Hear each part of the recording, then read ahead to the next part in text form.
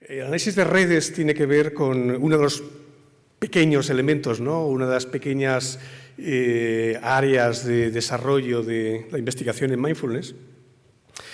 Se ancla fundamentalmente la idea de que disponemos mucha información, pero es muy importante saber cómo se conectan esos puntos de información, y el análisis de redes precisamente nos puede ayudar a entender o pasar, ¿no?, de lo que es la información bruta a una información que tiene que ver más con el conocimiento, una información ordenada y una información que nos informa qué elementos, y ahora veremos de qué elementos estamos hablando ahora, qué elementos están mutuamente interconectados, qué elementos se están alimentando entre sí, formando una estructura psicológica en nuestro caso, ¿no?, que es lo que en particular nos importa.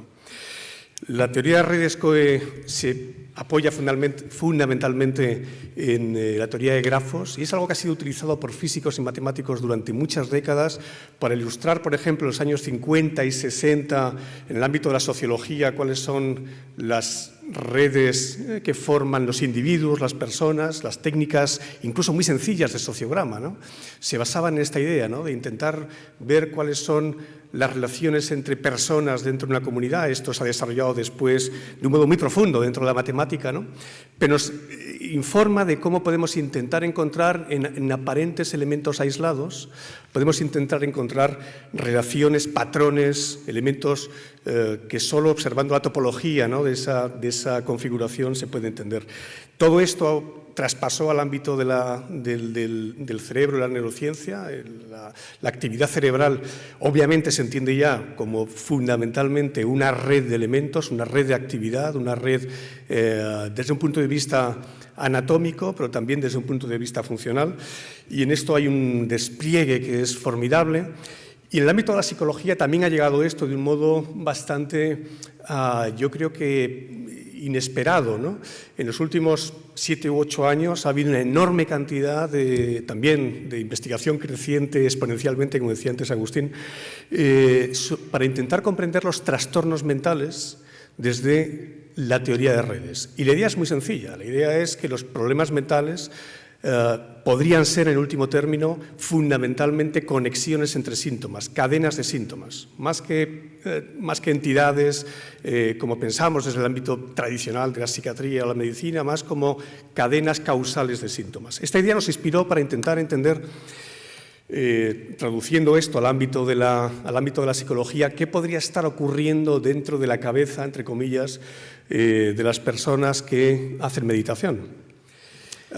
De modo que el análisis de redes nos puede ayudar a entender cuáles son las conexiones, las interrelaciones e incluso la dinámica entre elementos dentro de una red. ¿Cómo hemos traspasado este tipo de conocimiento, de perspectiva al ámbito del mindfulness? Básicamente nos movemos por modelos. Tampoco voy a explicar ningún modelo, pero es verdad, y como decía antes el vicerrector, ¿no?, esto tiene que ver con una cátedra basada en evidencias, basada en modelos, basada en un anclaje teórico fuerte. Nos basamos y seleccionamos variables basadas en modelos explicativos de la meditación, y basado en alguno de estos modelos, hemos seleccionado para el estudio que voy a presentar muy brevemente a continuación 5 aspectos diferentes, 5 tipos de variables, familias de variables diferentes. Por un lado, las que tienen que ver con la meditación, las que tienen que ver con el ser consciente con estar presente en el momento. Por otro lado, funciones psicológicas como la regulación emocional, es un aspecto muy importante, es decir, que meditamos para algo, meditamos para sentirnos bien, meditamos para controlar nuestro estrés, y por lo tanto hay muchas variables o muchos factores psicológicos que tienen que ver con la regulación emocional, la capacidad de prestar atención a nuestras emociones, etcétera, que son importantes. Evaluamos síntomas. Parte del atractivo que tiene, y por lo que estamos aquí hoy seguramente, es el atractivo que tiene la meditación, es que ha sabido vender a la comunidad científica que es una herramienta eficaz, tan eficaz al menos como otras, para controlar síntomas como depresión y ansiedad. Y esto es una realidad incontestable.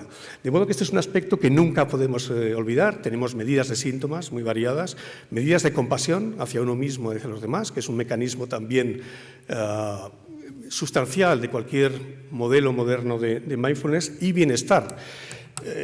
No se nos debe olvidar que El mindfulness sirve para reducir estrés, ansiedad, fatiga crónica, pero nos interesa enormemente como psicólogos su capacidad para generar bienestar, para generar emociones positivas, que a veces se olvida, ¿no? Se utiliza más como una herramienta reductora, y esto tiene un gran atractivo, ¿no?, en el ámbito de la medicina, en el ámbito de la clínica, reductora del dolor, pero a su vez también el mindfulness sirve, y yo creo que la mayor parte de nosotros estamos aquí por esto, sirve para tener mejores vidas. Lo que hemos visto es que hay elementos que anuncian que realmente la práctica de la meditación a través de programas como el MBSR de 8 semanas, un programa súper estructurado, súper pautado, produce algo que realmente nos entusiasma, ¿no?, desde el punto de vista científico, ¿no? Parece que hay una especie de reorganización de todas las variables que de un modo, digamos, es verdad que seleccionadas teóricamente, pero de un modo un poco, vamos a decir, arbitrario, hemos introducido en nuestros protocolos, ¿no? Mientras que existe, digamos, y esto es lo que aparece aquí en el PRE, ¿no?, digamos que existen varias vías, varios modos en los cuales las variables parecen articularse de un modo no muy claro, ¿no?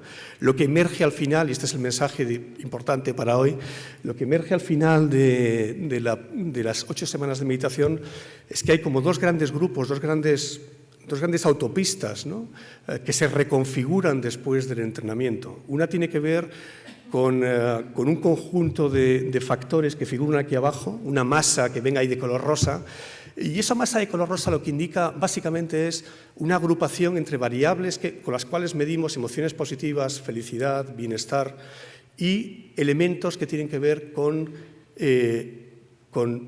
estar mindful, con incrementar la capacidad de estar atento, de no enjuiciar el presente, etc. Y por otro lado, aparece también configurado de un modo, de todo esto, aparte de los dibujos que están también hechos, hay indicadores matemáticos, indicadores objetivos, pero hay otro grupo de elementos que se separa y se distingue de él, que tiene que ver con los síntomas psicopatológicos. Tiene que ver con la ansiedad, tiene que ver con la depresión, tiene que ver con la rumiación, con el darle vueltas a las cosas. Bueno, este es un pequeño ejemplo, ¿no?